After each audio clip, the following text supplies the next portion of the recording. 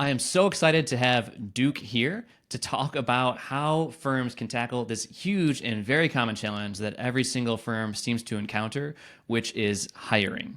Right? Hiring is tough. So many firms are struggling to find the right talent, to attract the right talent, to bring them in.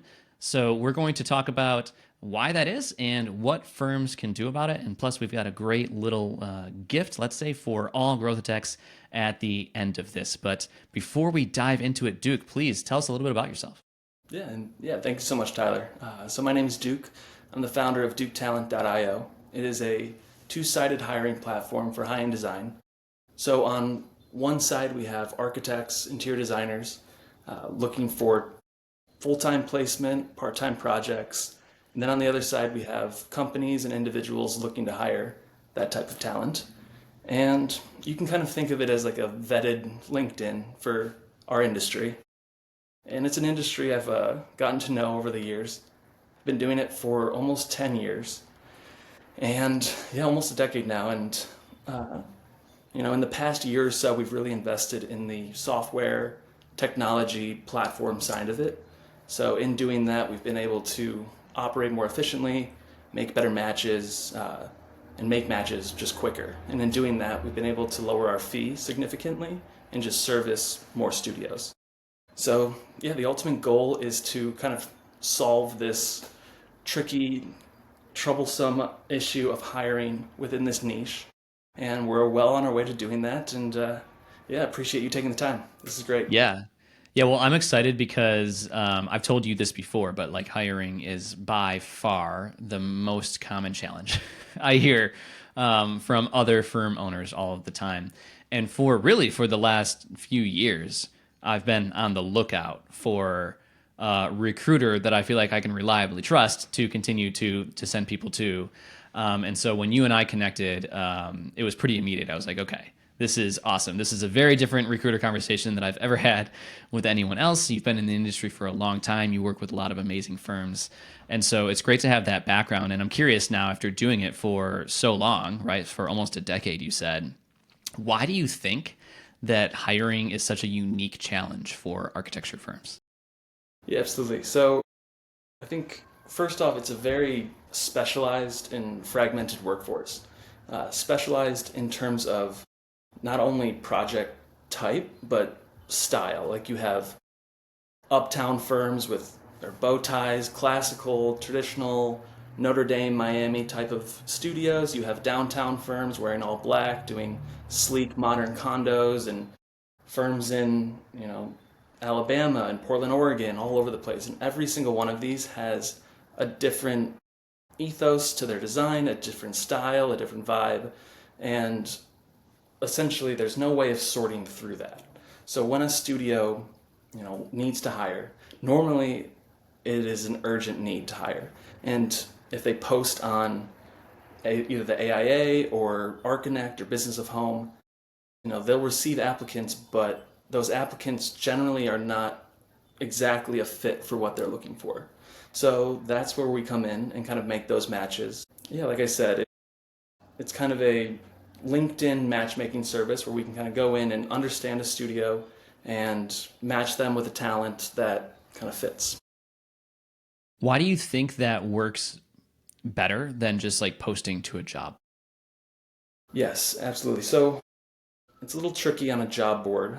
Job boards, especially in the age of AI and bots, anyone can easily apply to a job board. So I do a lot of posting on job boards myself over the past, 10 years or so, and it's it's a little bleak. So you'll receive 200 applications, but only 30 of them will be architects, and only 5 of those will be, you know, someone that does the project type that you do, and maybe one of them does the style that you do. So there's a big disconnect there. So you end up spending so much time sifting through just hundreds of resumes where they're, graphic designers or a software architect that just have an auto apply set up where it can just automatically apply to your role. So we see a lot of that frustration, and we wanted to build something that is a little bit more curated and vetted so that when a company is looking for talent, they receive applications and candidates that fits their needs and able to save them time so they can spend more time doing the actual designing. Yeah. So it's lower volume, higher quality, right? Exactly. Yeah, we don't. Because the more volume that you get with hiring, I mean, you can be excited. You're like, oh, great, we've got 50 applicants that came through, but also that's 50 applicants that came through. You have to review and decide and qualify and do all of these different things for. So there's a lot of back end effort to hiring, especially when you mentioned at the beginning, like it tends to be very urgent, right? So it's kind of more of a reactive effort. Yep, absolutely. And even with some of these other recruiting agencies, they'll post your job publicly, they'll receive 100 applications, and they'll send you 20 of them.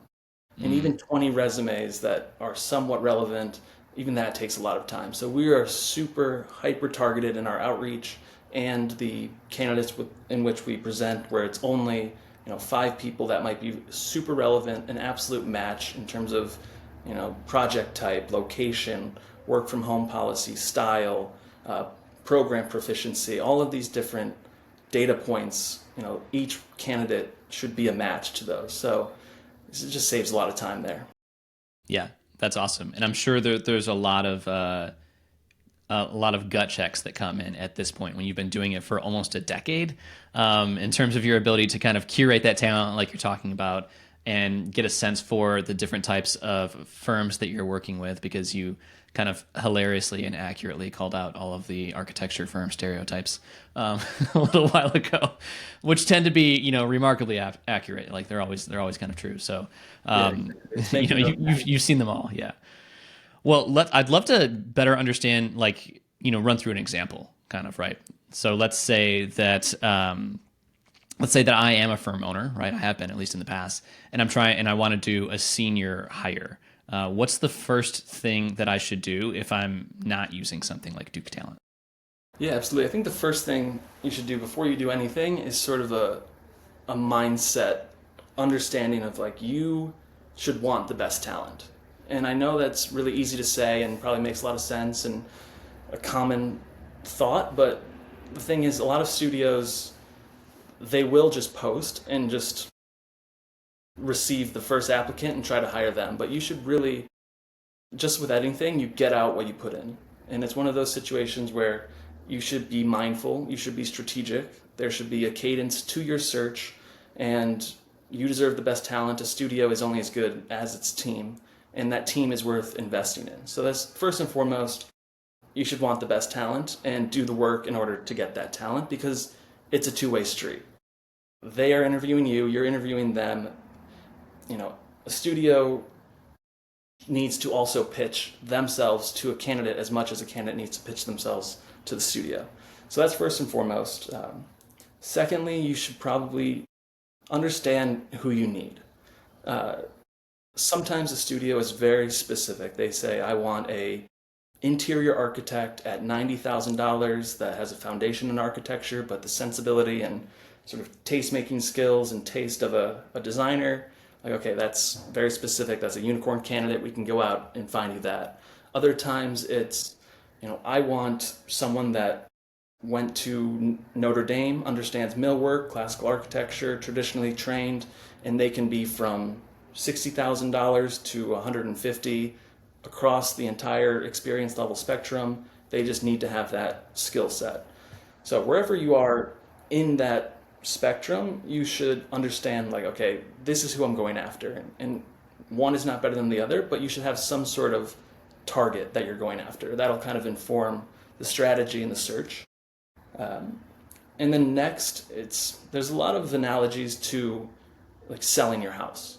So in order to sell your house, you want structure to it. You want cadence. You want to be thoughtful, strategic, and you don't just on a whim decide I'm going to sell it and get the first offer and move on with life. Like, no, it's a full process that you need to be present for. So in that, you kind of need to stage it. You need to get your website updated. You need to get your social media in order. Whether you have press links, get those on the website. Your policies in terms of work from home or your benefits or all of your admin, you need to get in order first and foremost, because if you post a job or go out and recruit someone and your website's down, they're not going to want to work there. So just first and foremost, get your things in order.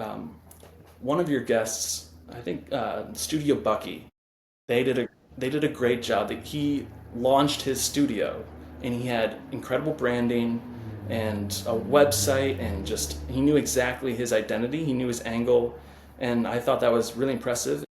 Like they could attract talent, even though they were a brand new studio. They had a story. They had a beautiful website. They invested. They were thoughtful in that. And that's just a good example of like, okay, there's a story there that a candidate would want to, be a part of. Yeah. It reminds me a little bit of like dress for the job that you want, right? Dress for Exactly. the candidate that you want to attract a little bit, right? You want Exactly. to present yourself in that way.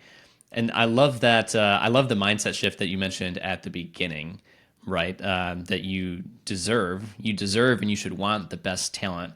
It's very similar to this idea that, like, architects, that I'm always trying to tell architects, right, that they're extremely valuable. They're far more valuable than what they're charging for. All architects should be charging more, right? But it's the same thing. Like, you have to actually believe that, because if you don't, then you're kind of just doing an uphill battle the entire time to try to convince yourself, or maybe even question, right? You're in the middle of this constant imposter syndrome of whether or not you are deserving of the candidates that are coming in. Exactly. And I see that with studios sometimes as well, where it'll be a small studio, maybe two or three people, maybe one person, and they're like, I can't compete with a Gensler, or I can't compete with one of these large studios in terms of salary or benefits or this or that. But in order to, every studio can have an angle, can have something that they offer, whether it is, you're part of the entire process, you're part of the creative process, your voice is heard, whether it's flexibility in schedule, work-life balance, like any studio, regardless of size, can offer candidates something. It's just a matter of finding that right one. Yeah. And giving and making sure that that's known. I mean, I was just thinking, like, when you're reviewing, right, when you're looking and thinking about applying to a job, right, all of those details really do matter. The things that are in the job description, when you're looking through the benefits and seeing it. But, like, even silly things like, we have you can bring your dog into the office on Wednesdays or something, right? It's just like a small thing where you're like, oh, that's like, that gives me a reason to be excited to maybe see it. Like, getting the house in order, right? Sounds like what it's like. Like, we want to prepare. We want to make sure that we're prepared to present ourselves in the best way possible, so that we are attracting the right talent and the best talent for what we're looking for. So that's thing one. What's next after that? Yeah, so now we have everything in order. Now it's time to go out and actually get candidates, and get talent in the door. And there's a lot of ways to do that. There's two main ones. There's hunting and farming. So farming would be you post on the AIA or ArcConnect, Business of Home, Design Jobs, to one of these job boards, and it's a little bit of a passive but sometimes effective method of getting talent. The tricky part of that is you're only tapping into less than 20% of the talent pool. Not a fifth of the talent pool is actually regularly checking those job boards. So there is sometimes a little bit of luck that happens there, but if you really want to go out and find someone that is right for your studio, then you kind of do more of the hunting approach. And some of the best studios we work with are really good at this. This is what we really focus on, and all I've done in my whole career has been kind of the head hunting aspect of it. And yeah, kind of grew up, or my career has been in an interesting time in this. I went to school in Ohio, graduated, went to New York. I wanted to be a writer. It was 2016, and all of a sudden I ended up at a headhunting recruiting agency for designers. And it was As 2000, one does, naturally. exactly. I wanted to be kind of a struggling writer, and I ended up doing recruitment, and here I am. But yeah, so then 2016, Microsoft had just bought LinkedIn and totally expanded their offering in terms of their LinkedIn recruiter seat, which is kind of the marquee product for any recruiter out there. And it's kind of a interesting inflection point where you had the old school recruiting methods of like a little black book of contacts, a binder full of resumes, a lot of cold calling, trying to understand a organization chart and get in touch with the right people in order to make those replacements, or placements rather. And then you also had this new age of software come in with LinkedIn and Microsoft, where all of a sudden you could get in touch with pretty much everyone and map out that industry intelligently. You could run email campaigns, get in touch with people. It was just more targeted of an outreach. It was just an interesting time to kind of be a part of both. But like I said, if you want to go out and get talent, that's sort of a different game. Kind of on the most passive end, you have a simple LinkedIn connection request, maybe with a little note that says, hey, you align with what I'm looking for, would love to connect. On the other end, you have the cold call, actually calling a candidate and trying to pitch them on your opportunity. We do the whole spectrum and kind of everything in between. So if a company really wanted that type of talent, like, they can do that. There's no one stopping them from going out and getting someone that is a perfect match for what they're looking for. I think the main thing is there should be structure and cadence to your search. So it should be, I'm going to get my house in order. I'm going to launch my search. I'm going to post a job for 2 weeks, recruit for 2 weeks. And then after those 2 weeks, I'm going to assess and see what we have in terms of candidates.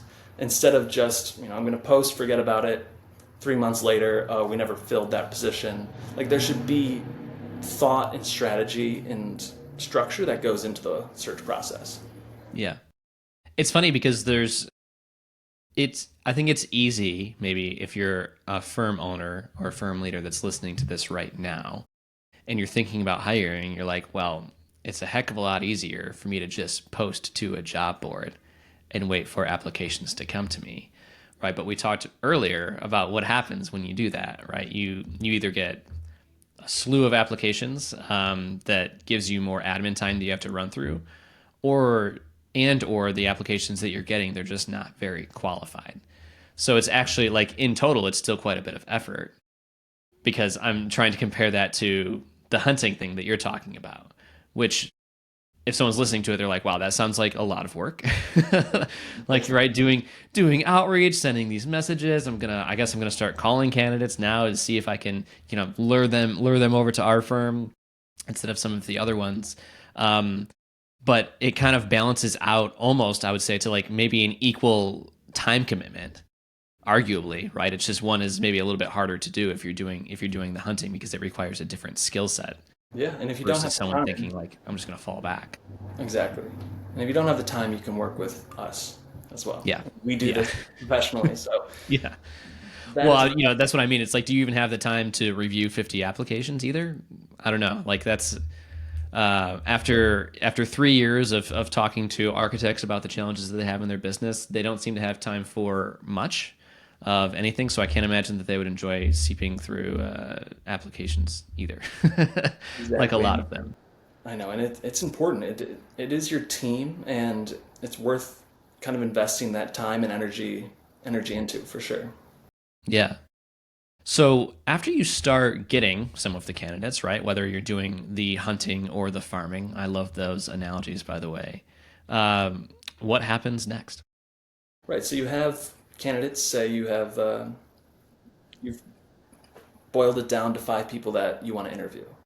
Now, I think the main takeaway here is don't just wing it. Sometimes principal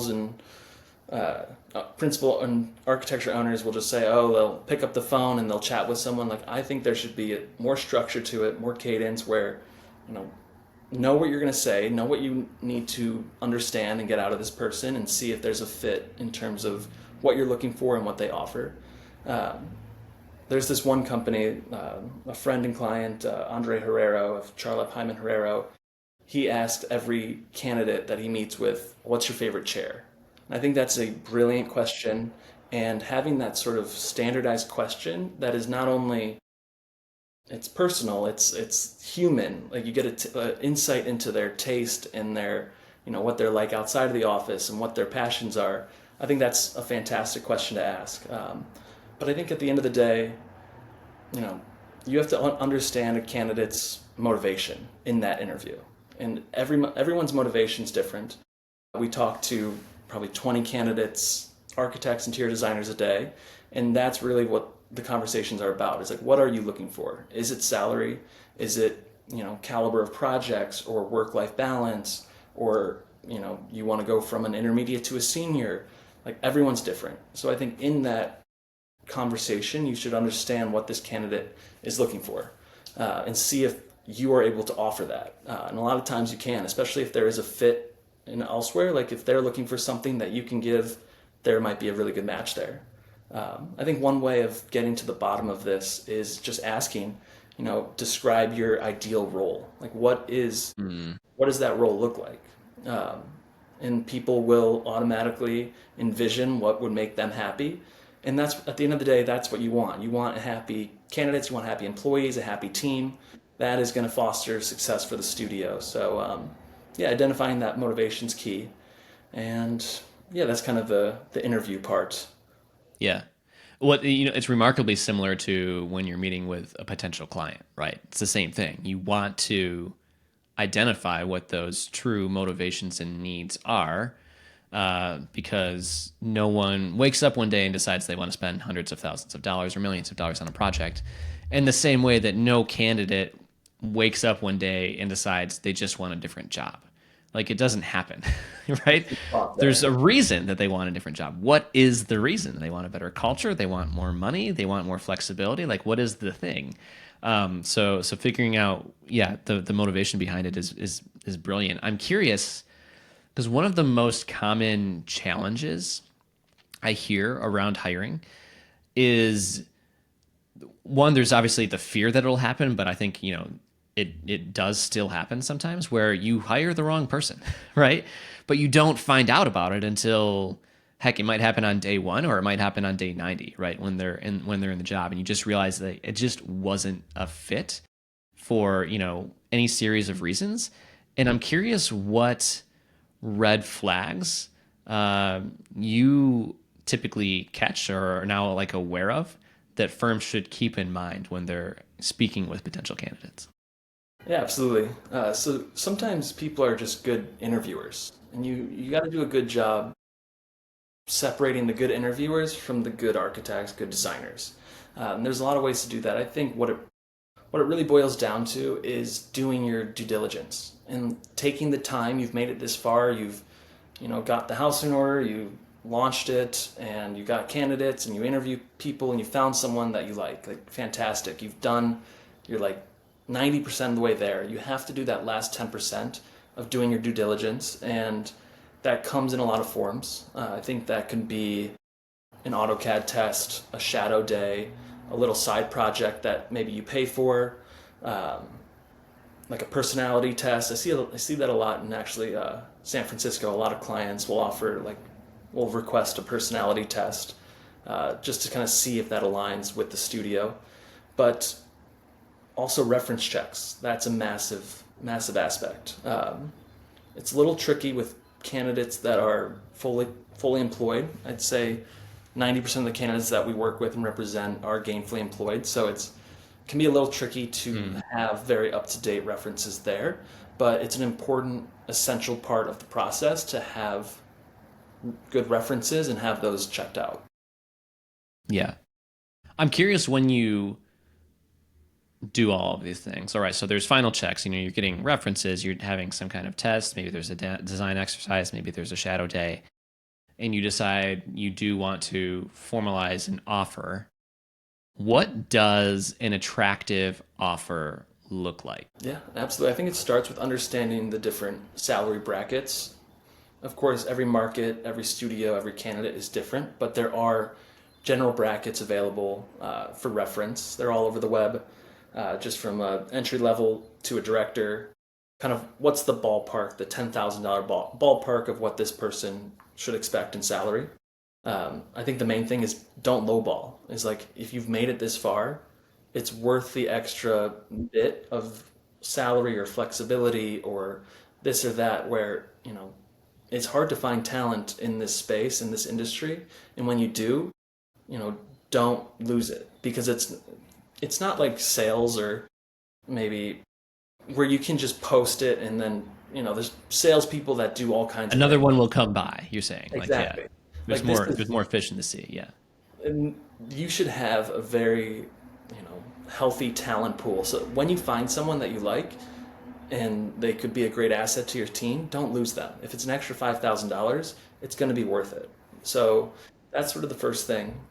Second thing, going back to their motivation and understanding, what does this person want? Is it that flexibility? Can you offer that flexibility? Is it salary? Can you offer that salary? Some of these things can be ironed out earlier in the interview process. But yeah, I think the main takeaway there is if you found someone that is a fit, present an offer that makes sense for them and makes sense for you. Yeah. And what about I feel like, you can do all of that work, right? You do give them a good offer. It's a reasonable offer. You're not lowballing them.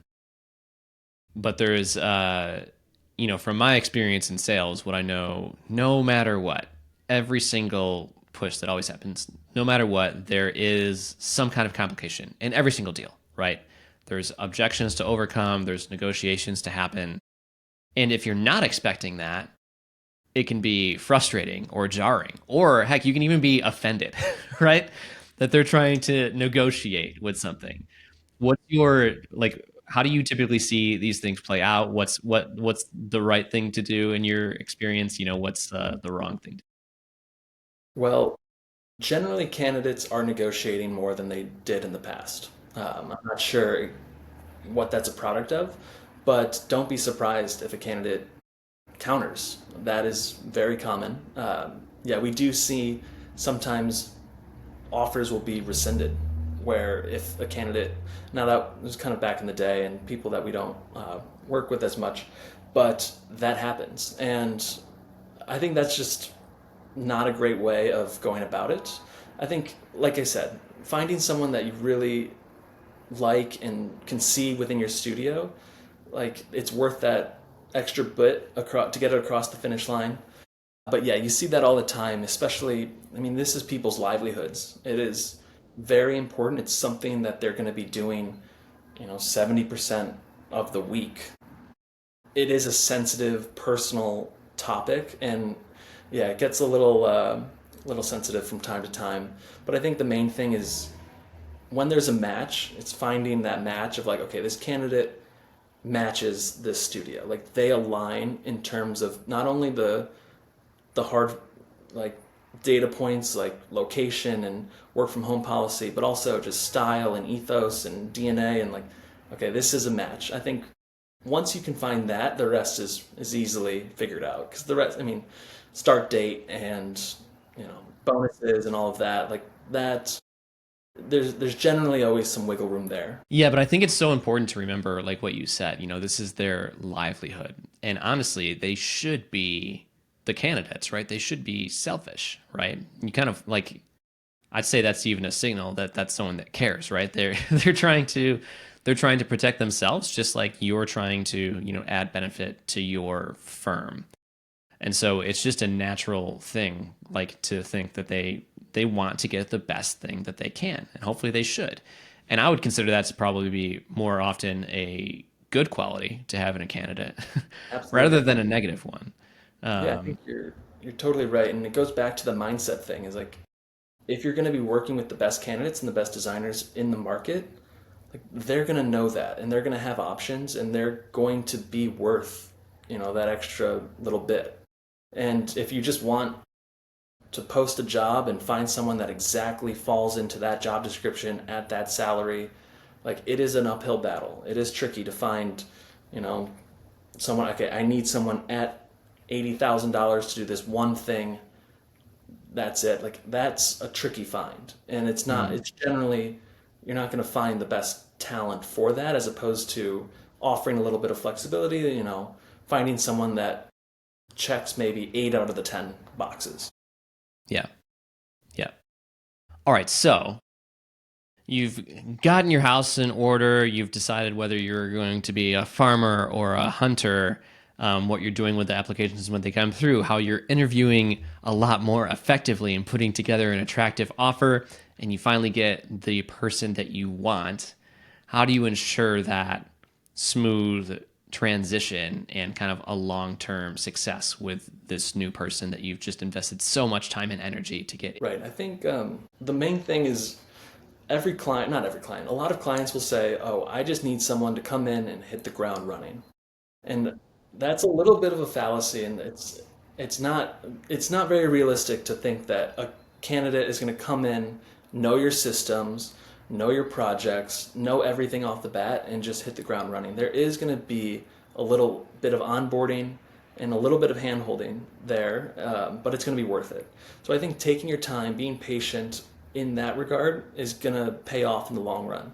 Because sometimes, you'll see a candidate get hired and they just expect the world, they expect them to be, a senior at their studio within the first 3 weeks, but no, there takes a little bit of time to understand a new system. So just being patient there, working with them, having open lines of communication, and that goes a long way for retention too. Is like check in with your employees, check in with your candidates, understand, those motivations, and making sure that they're, in the right spot. Just having an open line of communication is so key. I think sometimes, you just don't want to blindside a candidate with this something that's been bubbling up in you for so long. Like, have that conversation, have that correspondence. It's really going to pay off in the long run.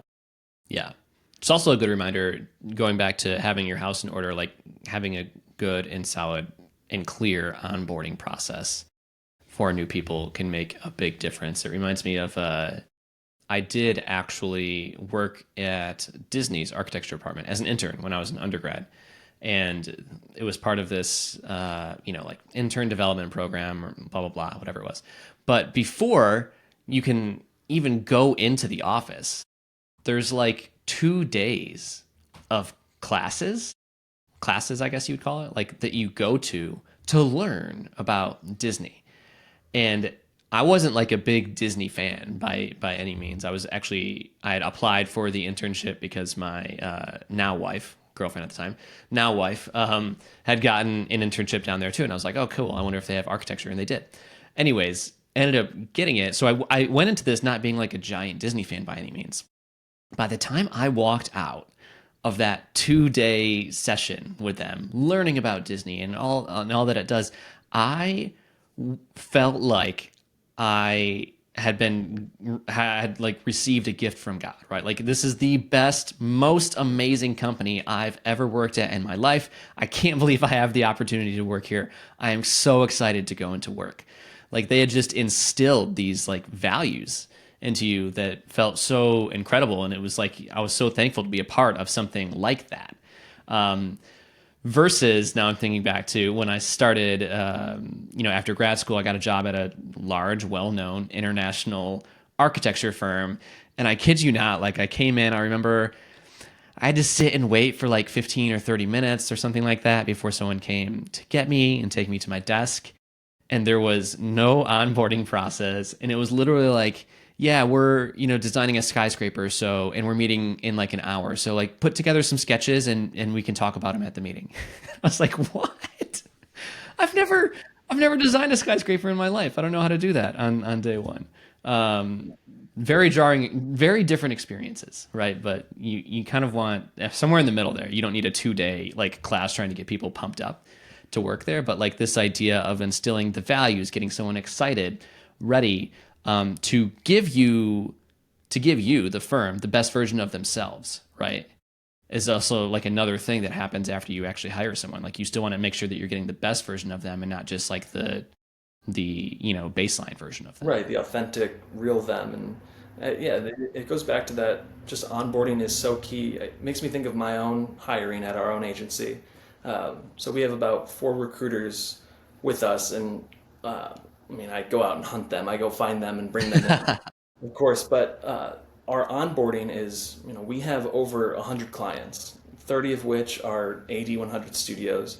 And we go through every single one of those clients and understand exactly who they are, what makes them unique, what is their angle, what is their pitch, what kind of candidates do they want. And understanding that is so key, so that when a search comes in, my team already knows, like, okay, this is who this client is, this is who they want to see, uh, as opposed to just like, okay, we need a senior architect for this studio in New York, go at it. Like, no, it's very structured, very systematic, and guidelines there so they know what they're doing. I think that translates just as much to architecture as well. Yeah. I'm assuming that's one of the reasons that it's easy for people to keep coming back to work with you, right? They stay with Right. you for long periods of time Exactly. because of being so intentional and thoughtful with that. So if we go back to the main takeaways, because we've kind of run through this entire process right now, right? So one, you want to make sure that you're investing the right time and presenting yourself in the right way to attract the right people. That's one thing. What else? What else are the main takeaways from this idea of improving your hiring process? Yeah, I think the mindset, investing in the team, it's worth it. That's sort of baseline first and foremost. You kind of, when it's time to search for talent, you got to come correct and have your house in order. Like, that's first thing. Second thing, be thoughtful, be considerate and strategic. Have a cadence to your process. Don't just wing it and hope for the best, because you're going to end up hiring again shortly. Um, and then I think, all these things, they take time, they take effort, and I know you say this in your correspondence as well. It's like you get out what you put in. So if you do the work, put in the time, put in the energy and the resources into finding talent, you're going to have a strong team. If you don't have that time, you could work with us. There it is.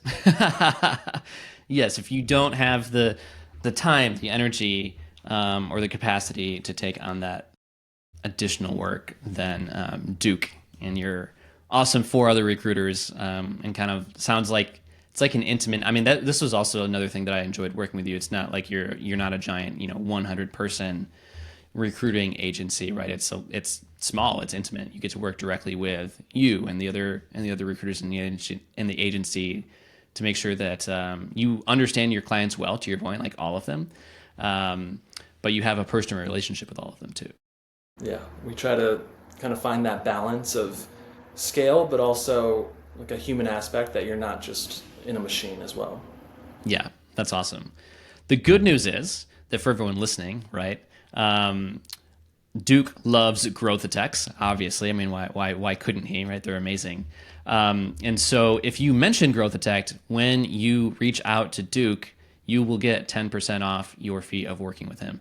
But and while I say that, I also want to mention that one of the other amazing things about Duke and why I love to partner with Duke is because you can review and interview candidates for free, right? You don't charge anything. It's not a per candidate charge that you do.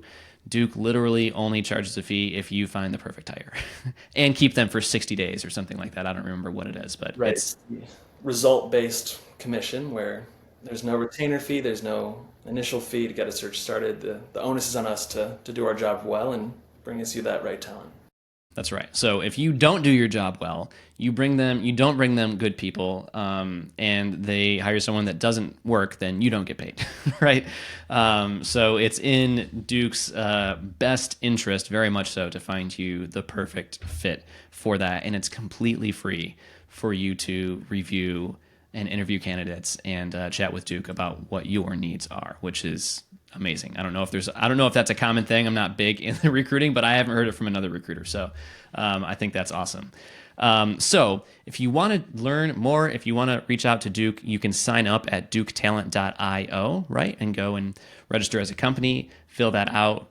And when you do chat with Duke and his team, just make sure that you mention that you came over here from Growth Attack, and they'll make sure that you get that 10% off from them. Duke, it's been incredible. What else do we need to know before we jump off? Anything else? What did I miss? No, I'm just excited to be chatting with you, and yeah, thanks for hearing me out. It's been a pleasure. Awesome. Thanks, Duke. Of course.